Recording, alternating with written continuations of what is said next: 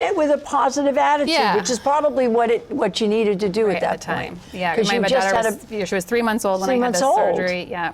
And thankfully I had a great ophthalmologist here who now continues my care, but she said to me, you know, this is enough weird factors about this that you had the time, you should go to Boston. She said, if you were my sister, you should go to Boston, which I really appreciated. Where to Boston did you go? So I had the surgery at Mass Eye and Ear Institute, and then ended up having subsequent care at Mass General Hospital. So is that when you moved down there? Yeah. So I remember that. They came back. The first thing they came back was saying we don't know what it is, but it's an aggressive malignancy. What I should say about the surgery too, and you know this, Melinda, but you know for other folks, when that tumor was embedded in one of the muscles that move my eye, so they had to take that whole muscle out. So now I have permanent double vision, so diplopia. So my glasses is like an eye patch. It's just more comfortable than wearing an eye patch, but definitely throws people off or kind of unsure what that is. So if you were to look through that eye, you would see double vision? I see double, yeah. Okay, yeah. So with your glasses, you can't see through that eye? Yeah, it just makes it so that doesn't. Okay, well, and that's kind of one of the goofy parts of the story was after the surgery, right after he told me it was aggressive malignancy, I was like, okay, well that sounds bad, but right now I'm seeing double and this is really hard. And he's like, well, if you wore glasses, I'd tell you to put tape on one side. And I was like, well, I can go buy a pair of hipster glasses and put Scotch tape on one side. Is that what I should do? He's like, oh yeah, you could do that. I was like, okay. So it's non-prescription. You know, they just make them like a pair of just glasses with just to fog. So so how did they get into the surgery? Because did they? Yeah, well, this is where they're an oculoplastic ophthalmologist. You know, he makes this to get a 3 centimeter tumor out of that, and you can't never really even tell. How big is 3 centimeters? I know, it's like, I don't know. Okay, it's like that? Okay. Yeah. So he went through? Yeah, right through there. Okay. And so he said it was an aggressive malignancy, but again, what I did not know is how long a lot of these staining, the pathology takes for some of this. And especially because it's a real kind of unicorn zebra type case, because what I ended up having almost never happens. So they had a stain for all these different types of cancers. So they say, okay, you have an aggressive malignancy, whatever about those cells look that way, but they don't know yet which kind. They won't let you book an appointment at the cancer center until you have a diagnosis. So I had to wait 2 full weeks with just knowing I had an aggressive malignancy of some kind, without knowing which one or being able to. And I had a 3-month-old. I mean, I got into the car, I remember the first thing I said was, I turned to my husband and I said, I'm just so sorry your wife has cancer. You know, because that was just one of the first things I felt, you know, was for him in that moment. And then the second one is, I remember I was breastfeeding her and all of a sudden was like, oh, can I breastfeed her? Does it go through the breast milk? Like just the things that you just don't know. You just don't know if it can harm her. And it was fine. It's fine to, But, there's just so much in that you don't know that you're trying to take in. So 2 weeks passed, and then the pathology came back as synovial sarcoma, which is a very super rare soft tissue, aggressive. So it's high grade, so showed as aggressive, but it was only localized, which I found out after I finally did get the appointment at the cancer center. They had me do a full body PET scan to see if anything else, any metastasis anywhere else, and it wasn't. Thankfully, it was just in the orbit. But because of the surgery, they didn't get positive margins, right? That's when you try to get good healthy tissue around a tumor. Yeah, you take out everything around it. Right, if they were to do that for me, they would have had to take out my whole eyeball, my orbital floor, basically, a quarter of my face, because all of that was touching the tumor. So because there was probably cancer residue there, they said, I should have radiation, and a certain kind of radiation, this proton beam radiation, that the closest place you can get that is in Boston at Mass General. So then it became an issue of insurance, trying to get the insurance coverage to get that specialized type of radiation, which all the medical people involved said that's absolutely what she needs, but it took a while to get that approved. Because they were denied it, because they denied it for you. Yes, yeah, which must have been so, because this must be expensive care. Yeah, and it's a pretty that must have been so frightening for you. Yeah, well, and I was on the phone with my parents and other people trying to figure out if I get denied and this is what they say I need, then how do we raise all that money? And so many people do have to do that, and they don't get the care. They don't get the care, and actually in this case, proton beam, there was several people who have died waiting to get that, who were denied, who didn't get that because of it being costly. So thankfully that was not the case for me. It finally did get approved, and then another barrier I faced, and this relates to something about. was that we're like, okay, we have to move to Boston for 2 months. When you get radiation, most of the time, in my case, you have to go every single day, Monday through Friday, in my case, for 2 months. So we have to live, I had to live there. It was during my husband's medical residency, so we figured he'd come 1 week on, 1 week off. So I called, there's this great place called Hope Lodge in a lot of places. Yeah, right, Hope Lodge, it's fabulous. It's fabulous for so many people. For me, they said they don't allow anyone under minors there. So I couldn't have my daughter there. And take your daughter. And I was like, well, that's not possible. She's at that point was five months old, and I needed to live with her. With your baby. And then I thought, well, what about Ronald McDonald's house? That's only if the child has cancer. So they said sometimes there's vouchers for hotel rooms, but for 2 months. And then just by the grace of an extremely generous person I knew through Planned Parenthood, she had an apartment that she could let me use that was a 5-minute walk from MGH, where I stayed for those 2 months rent-free, which, to this day, I will always be so indebted. Did you take the baby with you? Yeah, so we all just lived there. When you went in for your treatment, did the baby go with you? She was in the waiting room usually. Yeah, she had to stay in the waiting room or just back at the apartment. So either my husband, we had a whole calendar. I mean, this is the whole thing. Cancer makes you really have to be super organized. It takes a village. It takes a huge village, yes. And I mean, that's part of what, we'll talk about with Maggie's Brightside, but my village was definitely like, okay, this was the week my husband would be here, then he'd have to go back. We didn't want him to delay his residency training. Absolutely. So then we'd have either, my dad or his mom or a good friend of mine who'd come out and live with me for the weeks in between and who would help watch Hava for those while I was at the appointments. Wow. So yeah, and you have to be strapped into strapped into a mask, for those treatments, and there's a lot that goes on with it depending on what kind of cancer you have. But they gave me my lifetime's worth of radiation to that area. So lifetimes. Yeah. Worth. So that's it. You can't get any more there. There. Yeah, Okay. I mean, I don't, but they say if it comes back, it would show as resistant to that radiation, so I'd have to do chemo or immunotherapy. So how long ago was that? So that all finished in spring of 2016, so 3.5 years ago. And then since then, I've just been followed with 6-month scans. And then, we've talked about this, I consider myself now in the cancer ricochet. My radiation field did impact my left sinus, so now I've had to have sinus surgery, and now I'm followed by also ear, nose, throat specialty. I'm adding to my list of my beloved medical providers that I get to see pretty often. So just because one thing kind of causes a problem, causes another. And a lot of these treatments that people get for cancer themselves are toxic and necessary to keep you alive, but can cause other issues. Ricochet, you call it ricochet. That's an interesting word. You got the lingo down. Well, I don't know. I mean, what I don't like about it is I do want to make sure that people with cancer, you still find your way to have your own agency. And ricochet kind of makes you, but it's how it can feel. You're just, going from off one wall to another, and you're just kind of being hurled in a way that's hard to control. And a lot of it you don't have control over. Well, and you're young, and it must be so, frightening to have a young baby, and you're young, you're just starting out your life. Yeah. And to have it hit you in that way. Yeah. So how are you now? Tell us how you are now. I mean, I'm well. I'm, like everybody, I should exercise more. I should eat healthier. But they do the scans and things are looking really good. Yeah, they're looking as good as they can. That area will always never look right. It won't magically, my anatomy won't look better like it should. It's always going to look wrong and a little off, but they, know what to look for. It makes you interesting. Yeah. Makes you fascinating. Yeah. Yes. Yeah, I mean, really, and your whole story is just such a fascinating, powerful story of hope and courage and right. And I think for me, it really about that Vermont value of taking care of one another, because I will never forget. I think it was between surgery and when we started radiation, Ari's residency director, who I didn't know very well, was all of a sudden on our doorstep dropping off these huge things of diapers for us.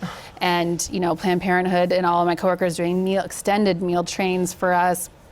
When I came, I still have a picture of it on my phone. I came back from radiation. When I finally finished, I came back, and my front door to our apartment was covered in Post-it notes from my Planned Parenthood coworkers.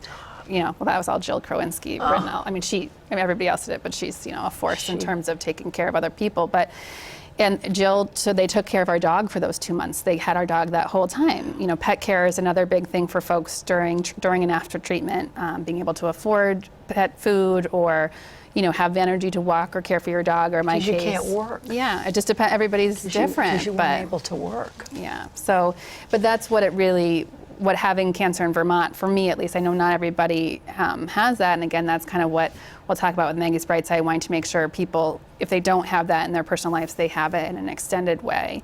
But that's another big how's thing. your pain? Yeah, so my pain I had every day has gone away since the tumor was removed. So that I'm obviously grateful for. To have to live with that for so many years. For so long, yeah. And people just sort of saying, you're young, it's nothing. You know, right, or try this medication, this anti-seizure. I was on high-dose lithium, I was on high-flow oxygen, I mean, a whole bunch of stuff. But so I'm thankful to not be on that anymore, but it's, you know, a lot to be a cancer patient. You feel a lot of responsibility for knowing what you need to know about your cancer and what could happen, and always kind of on the lookout for what could come next. And you know, I think there's a big burden of that for a lot of folks with cancer. Yeah. So you came back from your radiation and you settled down with your baby back here, and you took some time off. Yeah, and that's another thing I should say, that where, again, in my case, I was so lucky that my employer, Planned Parenthood at the time, kept my job for me. You know, they filled it with a temp, but said, you know, when you're ready, we're going to keep this open so you have a place to work when you're ready. And then after radiation, I was like, I can't come back full time. You know, my daughter was young. A lot of people do. A lot of people do work through chemo, work through treatment, and I didn't, and I didn't feel up to doing full time after. And so they thankfully made a part-time job for me, and then I've been working part-time since. But that's part-time for them. Part-time for them, and then we moved away for a year to Rochester, New York, for my husband to do a fellowship training. You know, medical training never feels like it never ends, and so worked for that Planned Parenthood part-time.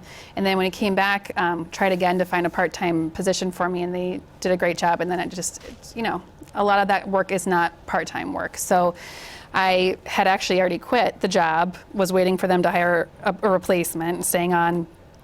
And I was like, you know, I really want to work part-time. I love mission-driven work. I want to keep doing something, but I really need it to be only part-time. And it's a chilling story in that I opened my Facebook feed and I had worn my Maggie's Brightside, and we'll talk about how I knew Maggie. I was wearing her shirt at the gym, going to post a picture of me wearing it, being like, you know, thinking of Maggie today, trying to channel her strength. And the first thing in my Facebook feed was Maggie's Brightside hiring part-time staff person, 20 hours a week. Yeah. It was like, I mean, I really felt, you know, Maggie has a way of still being very present, and that really felt like she was just well, let's talk about Maggie. Let's move over into this now. Thank you for sharing your story. Thank you for asking. No, really, it's an extraordinary story of courage and hope, and I'm so glad you're doing well. Yeah. And I want to tell you how I heard about Maggie's Brightside. I was down in New York with my granddaughter, Phoebe. Hi, Phoebe. And I took her to see Lion King, and she happens to be in school and bestest friends with Maggie's daughter, Zoe. Mm-hmm. And so she had mentioned to me, you know, about a year before, that her best friend had lost her mother. And I said, at the same age I was when I lost my mother. Right. At the age of 11, 12. And I said, well, make sure Zoe knows that if she ever wants to talk to anybody, that I lost my mom when I was 12. And you know, Phoebe will mention her from time to time. And then when we were down in New York, she said, Dudu, she said, you need to learn about Zoe's mother's nonprofit that she has. You should, because you like to learn about nonprofits. And she said, you know, she had a blog all through her cancer. Yeah. And then when she passed away, this organization, and she said, so we did. So while I was in New York, we went online and we did all that. You know, we checked it out, and by heavens, whose name's there but your name? My old buddy, my old friend, Jane. We all know each other. And I went, oh my God, Jane. So I reached out to you, and we went out to breakfast, and you turned me on to it, and here we are. So let's talk a little bit about Maggie, how you, I think we have about 8 minutes left. So a little bit about Maggie, how you met her, and then about this organization, Maggie's Brightside. Yeah. So Maggie... It's maggiesbrightside.org, by the way, if you want to go online. Maggie is Maggies, brightside.org. Check out the website. So she was a Vermonter, grew up in Essex, was living in Richmond with her husband Jim and her kids Zoe and Emmett. And at 35, we were actually diagnosed in the fall of 2015, so a very similar time, didn't know each other yet. But when she was diagnosed, it was already with stage 4 metastatic breast cancer, and it had spread beyond her breast to her liver, to the pleura around her lungs. And so her treatment for metastatic breast cancer is very different than if you're at a lower stage. So a lot of what Maggie ended up doing was also just education around living, what it would be like, what it is living with metastatic disease, because that's, again, not a thing we often talk about or hear stories about. And so I think that's another big piece of her. I feel like it's really important to create awareness around. And metastatic means that the cancer spreads. Has spread. And in the case of breast cancer, spread beyond the lymph nodes, so to a place like bone or liver. So she went directly into chemotherapy and was on chemotherapy for the subsequent 3 years, also on a clinical trial at Dana-Farber. But, they threw everything they could at that cancer. And she also, though, during that time, found a lot of value in seeking out additional alternative types of treatment. So she did a lot of exercise. She said she tried everything under the sun. But there is a lot with cancer where these traditional therapies are important, obviously, especially if your doctors are saying that's what's, good, but there's a whole nother realm that can really help bolster your overall wellness. And that was a big thing that Maggie also wanted to make sure to be able to prioritize, and that can really be a financial burden for a lot of folks to access if they want to do things like acupuncture, body work, or even exercise. That can be another barrier for folks during treatment.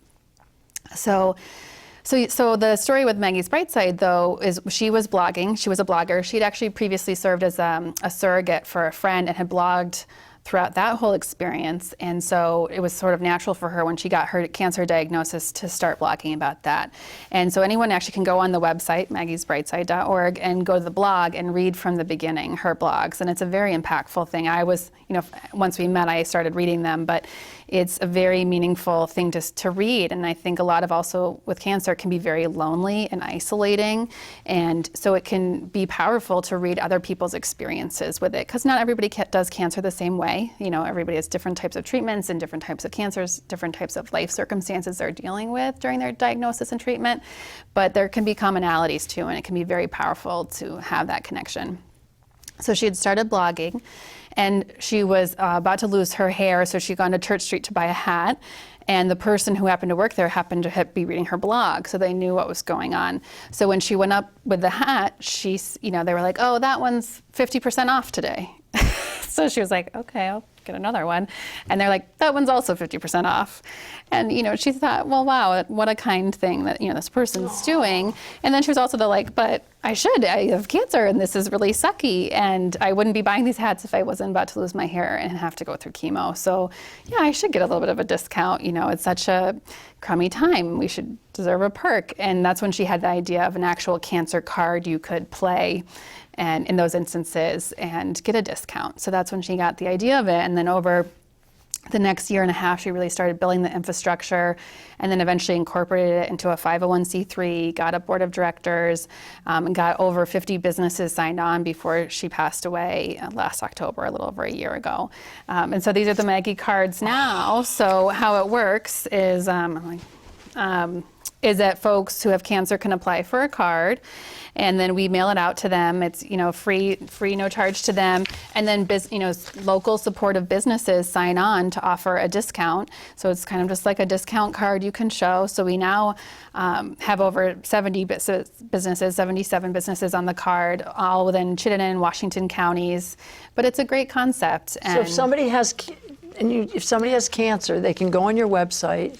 Apply for the card, and you'll send it to them. Yeah. It's free. Totally free. And then they can go there's a list of all the... Yep, a list of all the businesses. So, all right, so this is what I want to say to my viewers. There's a couple things I want to say. If you'd like to support this organization, I would like you to go online. I'm sure there's a donate button at maggiesbrightside.org.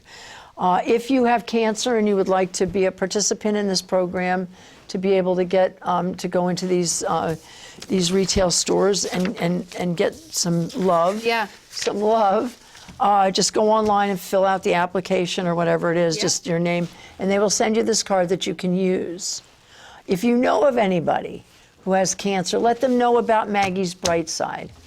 And go, and then finally, if you are a retailer or a restaurant owner or whatever in Vermont, anywhere, you can go on to Maggie's Brightside and sign up to be a business partner of Maggie's Brightside and offer your services for a deduction, any percentage. Yeah, we allow people to choose. Choose whatever percentage, become a member of Maggie's Brightside, and offer your food, your retail clothing, your books, whatever, to people that are fighting cancer. And what a beautiful, beautiful vision that she had, that she put this together while she knew that she may not survive her cancer. And so there are ways you can get involved in this organization. And there's also groups who have raised money for, if you have a way that you'd like to raise money to do some kind of an event or something for this organization, maggiesbrightside.org, get involved.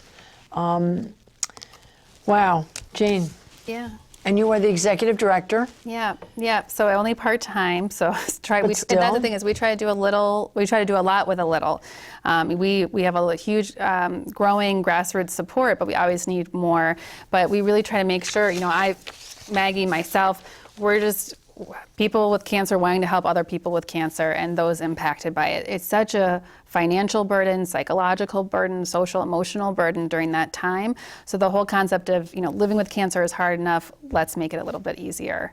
And some of these great businesses, Richmond Dental, I was just there this morning, Sleepy Hollow Inn and Ski and Bike Center. Yeah. All so the yoga, really massage, Sweet Simone's. Yeah. I mean, there's a lot of Richmond love because Maggie lived a lot of Richmond love. But look, to my Burlington friends, if you have a business, go onto this website, maggiesbrightside.org, and give Jane a call and get your business listed, that you will give a discount to people who present this card and are members of Maggie's Brightside, to lighten the load for folks that are really fighting for their lives in many instances. So what an extraordinary woman she was. I wish I had a picture of her. I'm sorry I don't, but I'm sure they are on the website. They are on the website, And if you want to support this organization, also go on to maggiesbrightside.org and make a donation. All of the support of this organization, I assume, is coming from private donors. A lot of it. Right. So be a donor to Maggie's Brightside, and wow. Yeah. Well, it's so good to see you. Everything you do is just full of love and warmth and hope and beauty, and you're one of my favorite people. So to my viewers out there, Jane Feustal, Ben Simone, thank you for being here. And to all of you out there, I want to wish you a happy holiday and a fabulous new year, and I'll see you next month in January. Thank you and good night.